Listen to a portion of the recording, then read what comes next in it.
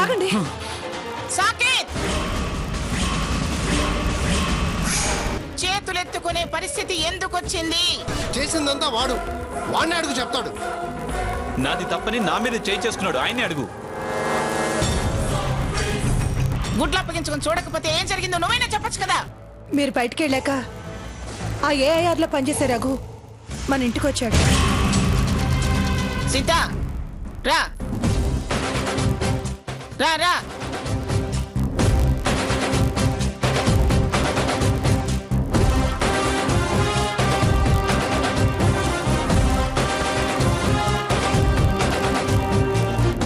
ఎక్కడికి తీసుకెళ్తుందో ఏమో.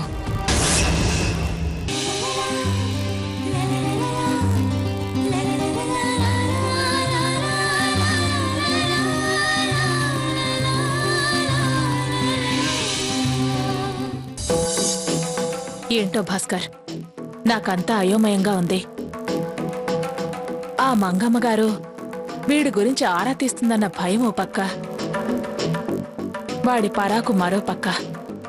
ఏం చేయాలో అర్థం కావట్లేదు. పైకంటే మీరింకా బాధపడతారని నేను అనటం లేదు, కానీ నాకు భయంగానే ఉందండి. పొరపాటో గ్రహపాటో జరిగిందేదో జరిగిపోయింది, కానీ వీడికి గ్రహణం వీడేలా లేదే.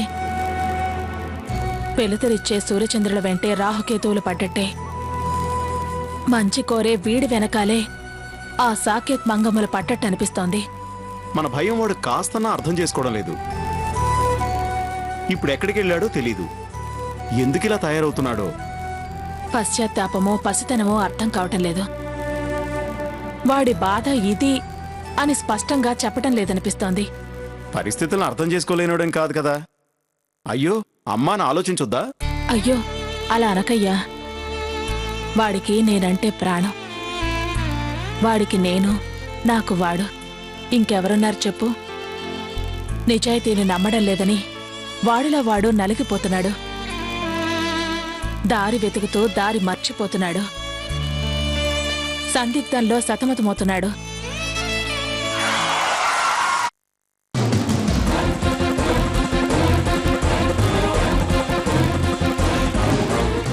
రంగయ్య, అమ్మా నువ్వు ఇక్కడే ఉండు. అట్టగేనండి అమ్మా. సీత, పదమ్మా వెళదాం. మంగమ్మ గారే. మంగమ్మ గారా? నమస్తే అమ్మా.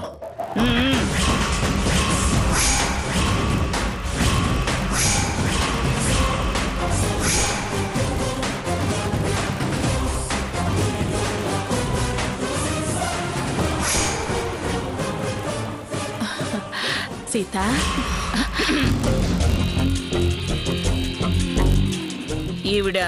ఈవిడ శారద గారని మ్యూజిక్ టీచర్. అసలు ఆ ఫోటోలు ఎందుకు తెచ్చిచ్చారో అడుగుదామంటే అమ్మమ్మ గారు ఇక్కడే ఉన్నారు. ఇప్పుడు ఎలా అడగాలి? అది తెలుసులే. మీకు ఇదివరకే పరిచయం ఉన్నారా? చీరాల్లో చూశాను. వారి చేతుల మీదుగానే సన్మానం చేశారులే. ఏఐఆర్లో మ్యూజిక్ క్లాసుల ప్రోగ్రామ్ ఇవ్వడానికి వచ్చారమ్మా. ప్రోగ్రాం ఏఆర్లో అయితే ఇక్కడుందేమిటి? బాగా పరిచయం, ఒంటరిగా వచ్చారు. సర్లే, వారెలా వస్తే నాకెందుకు గాని. రఘురామ్ అనేవాడు, అదే నీతో ఉండేవాడు. ఊరెళ్ళాడన్నావే, వాడేడి? ఎక్కడా?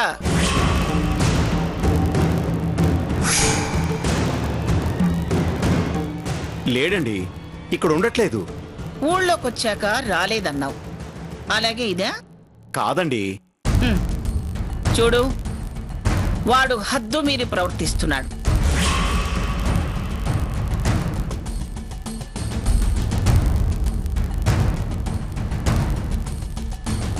అయినా అలాంటి వాడితో స్నేహం ఏమిటయ్యా నీకు? వాడి మీద నా మనవడికి సరైన అభిప్రాయం లేదు. 1కి 2 సార్లు చెప్పినా వాడు వినిపించుకోలేదు. అసలు వాడు మనిషేనా?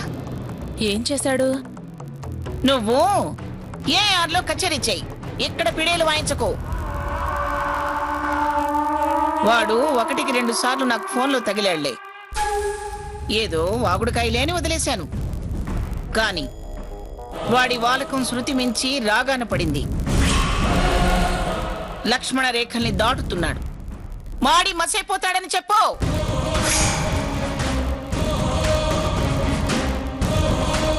కనిపిస్తాడేమో, సీత ముందే నిలేద్దామని వచ్చాను.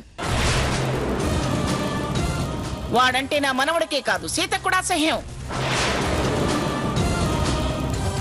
చీ అన్నా సిగ్గుశరం లేదా వాడికి? కాస్త ఇంగిత జ్ఞానం అక్కర్లేదా? ఎవరో తల బిరుసు దాని సంతానమై ఉంటాడు.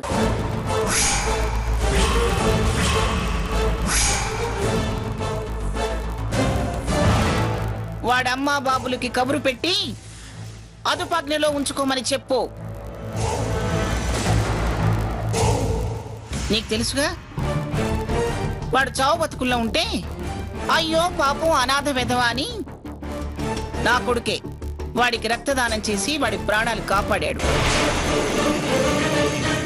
ఏంటి, రక్తదానం చేశారా?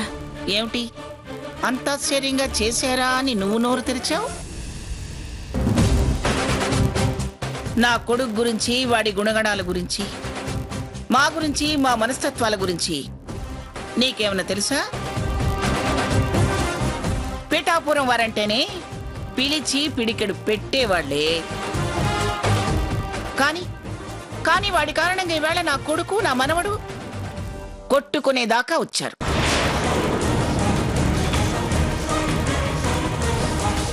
చీ పోరా, నీ నీడే పడకూడదు అంటే ఏకంగా గోడ దూకే వాడింట్లోకి వచ్చాడంట.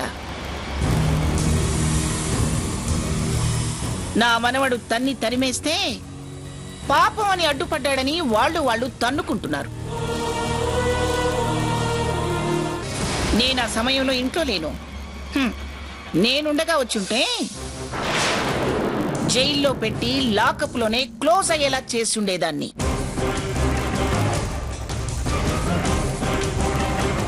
అంత తప్పు చేశాడా? ఇందాకే వద్దు అన్నాను. ఏ నోరూరుకోదా? అయినా నీ కులగోత్రాలు నేను అడిగానా? వాడి వివరాలు నువ్వెందుకు అడుగుతున్నావు? అయినా అంతా వింటూ నీ ప్రశ్నలేమిటి? చూడు భాస్కర్, గోటితో పోయేదాన్ని గొడ్డలితో ఎందుకని చెప్పిపోదామని వచ్చాను. సాకేదేదో అపోహపడ్డాడు. చదువు సంస్కారం ఉన్నవాడైతే వాడేం చేయాలి? కాళ్ళు గడ్డం పట్టుకుని తప్పైందనో పొరపాటైందనో క్షమించమనో చెంపలేసుకోవాలి. కాని చీటికి మాటికి అయిందానికి కాందానికి వాడు అడ్డుపడి వాడినిలా చికాకు పెట్టడం బుద్ధున్నవాడు చేసే పనేనా? పరువు ప్రతిష్టల కోసం ప్రాణాలిచ్చేవాళ్ళం మేము. 10 మందిలో మేము పలచని అన్యం పుణ్యం ఎరగని చిన్నపిల్ల. సీతని బాధ పెట్టడం, సీత వాళ్ళ ఫ్యామిలీని బాధ పెట్టడం ఎందుకని ఇంత దాకా వచ్చాం?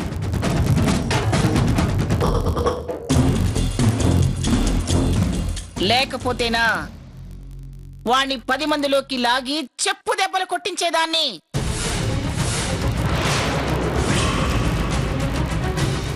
చూడు, నీకు చేతనైతే చెప్పి చూడు, లేకపోతే చొక్కా పుచ్చుకొని నా దగ్గరకు తీసుకురా. ఆ చెంప ఈ చెంప వాయించి ఉగ్గు పాలు కక్కిస్తా. ఒళ్ళు కొవ్వెక్కి తిక్క వేషాలు వేస్తున్నాడేమో, దెబ్బకు దెయ్యం వదలాలి. మొట్టానంటే మాడు చిట్లి చిన్న మెదడు బయటపడాలి. ఈ పిఠాపురం మంగమ్మ పిడిగుద్దు గుద్దిందంటే పిరంగి గుండు తగిలినట్టే. అయినా ఇవన్నీ ఎందుకు? ఒకసారి వాడికి ఫోన్ చేయి. నీకే చెప్తుంది, చెయ్యి.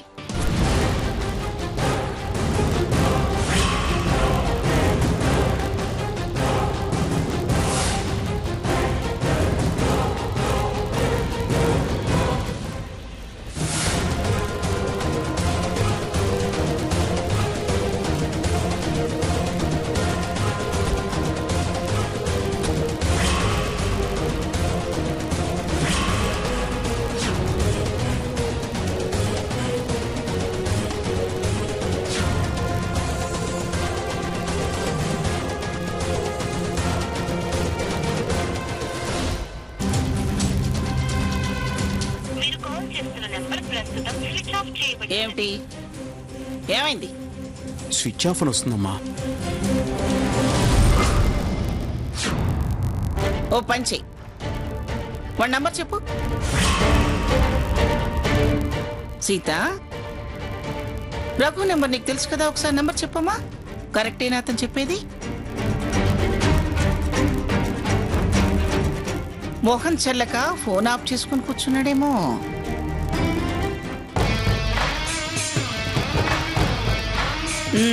పద సీత, చూడు, వాణ్ణి నా దగ్గరికి తీసుకొచ్చే బాధ్యత నీదే. పద సీత.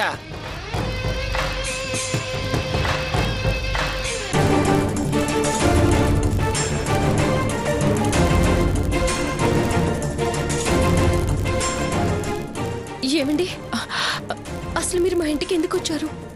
ఆ రోజు ఆ ఫోటోస్ ఎందుకు తీసుకొచ్చారు? అతనికి మీకు సంబంధం ఏంటి? ఎవరొచ్చిచ్చారనేది ముఖ్యమా?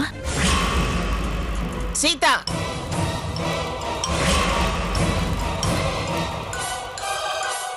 ఆవిడతో నీకేం మాటలు? మళ్ళీ వెనక్కి ఎందుకు వచ్చావు? ఏదైనా ఉంటే నా ముందే మాట్లాడొచ్చు కదా. అది నేను మాట్లాడడానికి రాలేదు అమ్మమ్మ గారు. నా ఫోన్ మర్చిపోతే ఇక్కడికి వచ్చాను. సరే సర్లే, పద.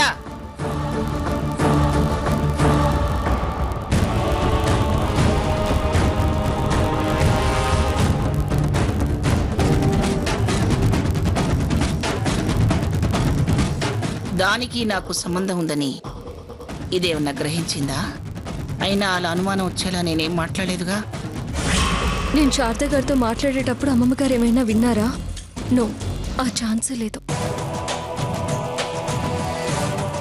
సీత, ఏమిటలా ఉన్నావు? ఆ, ఏం లేదమ్మమ్మ గారు. ఇందాక ఆవిడతో గుసగుసలాడేవుగా, ఏం మాట్లాడావు? ఆ, నేనే మాట్లాడాను. ఫోన్ కోసమే వెళ్ళాను. మరేవో వినిపించాయి. భాస్కర్ అన్నయ్య ఏదో చెప్పబోయారు. ఈలోగా మీరు పిలిచారు. తను ఇంతకు ముందు ప్రోగ్రాంకి వచ్చిందా? బాగా పరిచయమా? నేనున్నప్పుడు ఎప్పుడు రాలేదు. పెద్దగా పరిచయం కూడా లేదు. పరిచయం లేదే మీ ఇంటి దాకా వచ్చిందా? రేడియోలో నా ప్రోగ్రాం విని కలవాలి అన్నారట. భాస్కర్ అన్నయ్య అడ్రస్ చెప్పారు. అలాగా? మరి నిన్ను కలవకుండా స్వర్ణకేదో ఇచ్చేళ్ళిందే? అవి స్టేషన్ పేపర్సే. ఏదో ఫోన్ వస్తే టైంకి నేను లేను. స్వర్ణకి ఇచ్చేసి వెళ్ళారు. నేను ఉద్యోగమే వద్దన్నాను కదా, మళ్ళీ కాగితాలేమిటి? అంటే అవి పాత సర్వీస్ పేపర్లే అమ్మమ్మ గారు. సెటిల్మెంట్ సంతకాలకి పంపించారు. అమ్మో, ఇలా అయితే కష్టం. టాపిక్ మార్చేయాలి.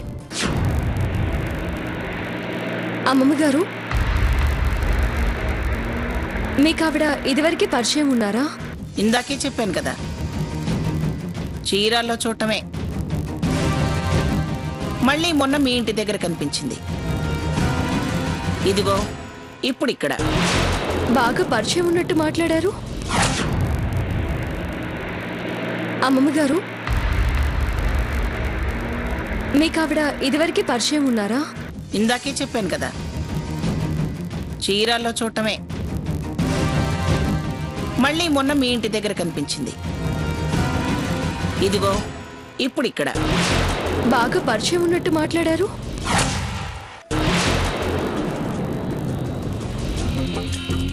కొంతమంది అంతేలే, ఏదో ఒకటి అలా వాగుతూనే ఉంటారు. మీ చిన్న బామ్మల. కానీ ఇక వదిలే. అనవసరమైన వాళ్ళ గురించి మనం మాట్లాడుకోవటం, ఆలోచించడం వేస్ట్.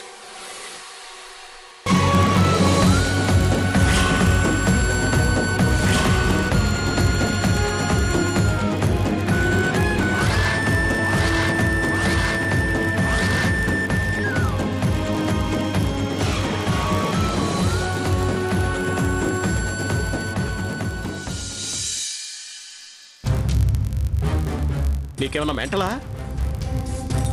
నువ్వు వాళ్ళ ఇంటికి వెళ్ళడం ఏంట్రా? పెద్ద హీరో అనుకుంటున్నావా? బయటికి నెట్టాడు. అదే ఇంకేమన్నా చేసుంటే ఏం చేసుండేవాడిరా? అంతకన్నా ఇంకేం చేస్తాడ్రా? చెప్పి చూద్దామని వెళ్ళాను. కొట్టి పంపించాడు. పర్వాలేదు లేరా, నన్ను తిట్టడం కొట్టడం వల్లనైనా కాస్త ఆవేశం తగ్గుతుంది. వాళ్ళ అమ్మా నాన్న అయితే కాస్త పాజిటివ్గానే మాట్లాడారు. చిన్న హోప్ వచ్చిందిరా. హోపా? ఏ హోప్రా? వాళ్ళ అమ్మా నాన్న గ్యారంటీగా అతనికి నచ్చజెప్పే ప్రయత్నం చేస్తారు. అది అతన్ని ఆలోచించేలా చేస్తుంది. ఆలోచనలో నిజాలు వెతికే ప్రయత్నం చేస్తాడు. నా నిజాయితీ కాస్త కాకపోతే కాస్తన్నా కనిపిస్తుంది. అదే అతనిలో మార్పు తీసుకొస్తుంది. నీ తలకాయ తీసుకొస్తుంది. ఈ విషయం అమ్మకి తెలిస్తే తలకాయ నొప్పి తెచ్చిపెడుతుంది. రేయ్ ప్లీజ్ రా, అమ్మకు మాత్రం చెప్పొద్దు. చెప్పి తీరుతా. వాగితే నీ తలకాయ పగులుతుంది. కొట్టడ్రా, కొట్టండి. అటు మంగమ్మ, ఇటు నువ్వు ఇద్దరూ కలిపి నా తలకాయ పగల కొట్టండి. ఎందుకులే ఎందుకులే అని ఊరుకుంటుంటే చాలా ఎగస్ట్రాలు చేస్తున్నా. ఖచ్చితంగా ఈ విషయం అమ్మకి చెప్తా. నిన్ను ఊరికి తీసుకెళ్లేలా చేస్తా. చెప్తే నా మీద ఒట్టే.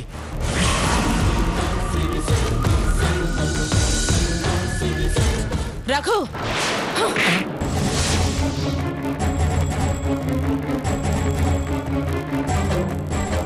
ఒట్లు వేసి అతన్ని కట్టడి చేస్తావేరా? బుద్ధి జ్ఞానం లేని పనులు చేస్తూ ఇన్నాళ్ళు నిన్ను సొంత మనిషిలా చూసుకున్నాడు, మనకింత చోటిచ్చాడు. నీ మంచి కోరి నీ మీద ప్రేమతో చెప్తుంటే అతన్ని నిరకాటంలో పెడతావేరా? నువ్వెప్పుడైతే సీతతో ఆ మాట అన్నావో నాకైనా తెలుసుంటే హెచ్చరించేదాన్ని. కానీ ఇలా అని తెలియదు. అతను చెప్పినప్పుడైనా వినుంటే బాగుండేది కదా. మనం ఉండి అతన్ని ప్రమాదంలోకి నెట్టడం నాకిష్టం లేదు. మన దారి మనం చూసుకోవడం మంచిది. అయ్యో, నీ వల్ల నాకు ప్రాబ్లం అని నేను అనుకోవడం లేదమ్మా. నువ్వు అనుకోకపోవచ్చయ్యా, నేను ఆలోచించుకోవాలి కదా. లేకపోతే నా పెద్దతనానికి అర్థమే లేదు.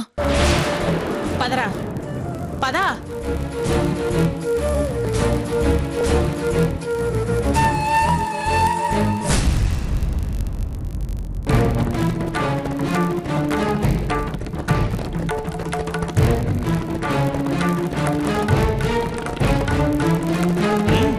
అడగండి. నాన్న సాకేత్, ఎక్కడికి వెళ్ళావు కన్నా అని నువ్వు, ఏంట్రా సాకేత్ ఇది అని నువ్వు, నీ పద్ధతేం బాలేదురా అని నువ్వు, ఎందుకిలా చేస్తున్నావు నాన్న అని నువ్వు. పైడి పైడి లేదా? ఏంటి బాబుగారు ఇది అని అది. అందరూ ప్రశ్నలు వేసేవాళ్లేగా.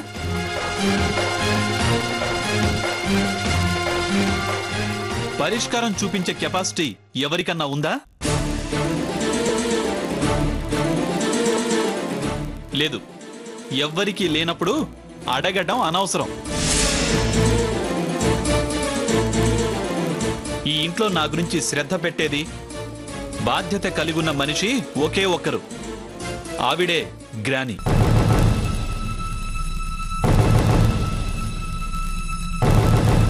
కానీ గ్రాని కూడా నా ప్రవర్తనని తప్పుపడుతుంది.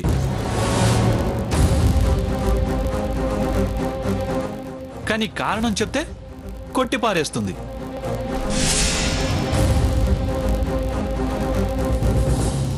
అది ఎక్కడెక్కడ తిరిగి నీ కోసం నీ మేలు కోసం తాపత్రయపడుతుందో నాకు తెలుసు. ఓ అలాగా. సరే, గ్రానీని వదిలేద్దాం. నా కోసం మీరేం ప్రయత్నం చేశారు తాతగారు? ఇంటి పెద్దగా, ఈ ఇంట్లో అందరికన్నా చిన్నోడు, రేపో మాపో పెళ్లి పీటల మీద కూర్చోవాల్సిన వాడు పిచ్చోళ్ళ తిరుగుతుంటే ఫాలో అవ్వచ్చుగా. ఏం జరుగుతుందో గమనించొచ్చుగా. వేరే ఏం పనిలేదుగా మీకు.